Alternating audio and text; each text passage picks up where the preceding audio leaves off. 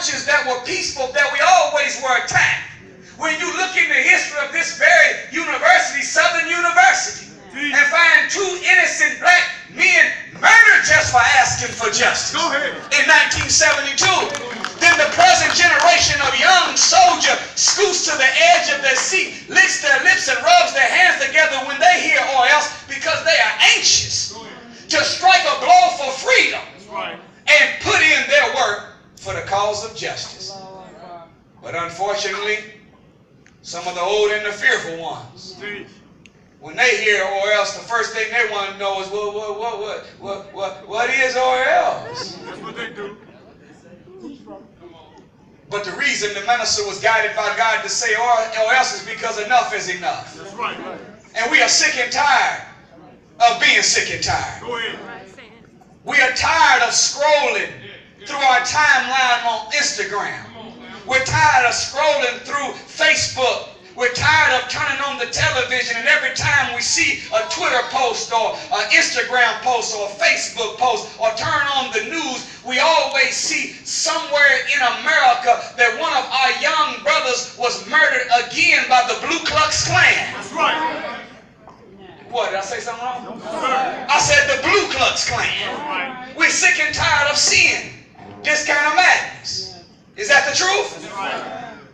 So, the Honorable Minister Louis Farrakhan was guided by God to say this time when we go to D.C., he said we're going for justice. Then he said that when he spoke the words justice out of his mouth in Atlanta, Georgia, he said he felt a tap on the side of his head and there was nobody standing by. And when he felt the tap on the side of his head, he heard a voice say, or else. And being a man that is in tune with the cosmic order of the universe, being a man that is in sync and on the frequency of the divine, he knows God's voice when he hears it. And God said to Farrakhan, or else, and Farrakhan being the bold leader, the bold teacher, the uncompromising, fearless black man that he is, he said, justice or else. I said, justice. He said, justice. And we seen the people go crazy. And then we seen some of the other people in the crowd look a little bit scared.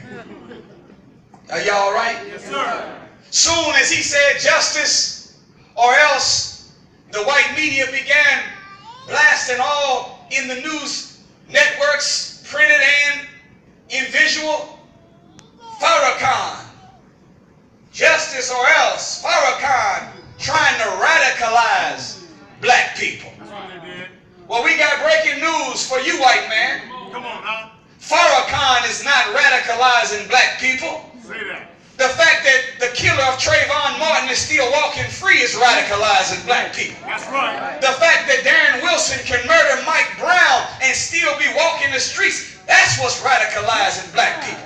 The fact that Walter Scott could be murdered in North Carolina, that's radicalizing black people. The fact that Eric Garner could be choked to death just for standing on the corner in New York, that's radicalizing black people. The fact that in Cleveland, Ohio, a 12-year-old little boy could be playing with a BB gun in the park and you would in 1.7 seconds pull up on him and do a drive-by on a teenager and gun our little brother down and don't serve no damn time in jail. That's radicalizing black people. That's what's radicalizing black people. The fact that right down the road in McKinney, Texas, a 14-year-old little girl in a bikini could be stepped on and stomped out with the foot and the knee in the back of the neck from a white police officer of an unarmed 14-year-old little girl that did nothing at all but swim while being black. That's radicalizing black people. The fact that in California you can see our little sister on the highway being beat by California Highway Patrol and don't nothing happen to the police. That's radicalizing black people. Now, I don't know about y'all, but I'm sick and tired of these camera cowards. I said I'm sick and tired of these camera cowards. It hurts hurts to be able to see when you see the video of the little sister in McKinney, Texas, or our sister being beat by the California Highway Patrol, that you can hear a black man's voice on the other side. And the man is saying on the other side, look at this, this is some BS. Look at what they're doing, this is wrong. How in the hell can you be the maintainer, protector, and the provider of your community? How can you be a real man and be willing to look at your own little niece or your own little sister or your mama being beaten by a white police officer? And you sitting there filming that man. No, a real black man would have turned the camera around and said, look, baby, look, I love y'all.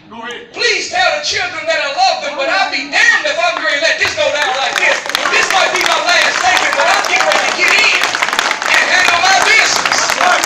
So in McKinney, Texas, the right thing for a real man to do, I don't care whether you are the police, the FBI, the ATF, the CIA, Homeland Security, I don't give a damn who you are. You're not going to be on the back of a little black girl and get away with that.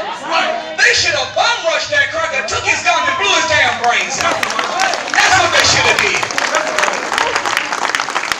Now for all 8 of y'all that clapped, then y'all can ride or die. And for the rest of y'all, y'all can keep on taping. But that's what real men do. That's right. You say, that seems a little bit extreme. That's what's wrong with us. Come on, come on. See, we have sympathy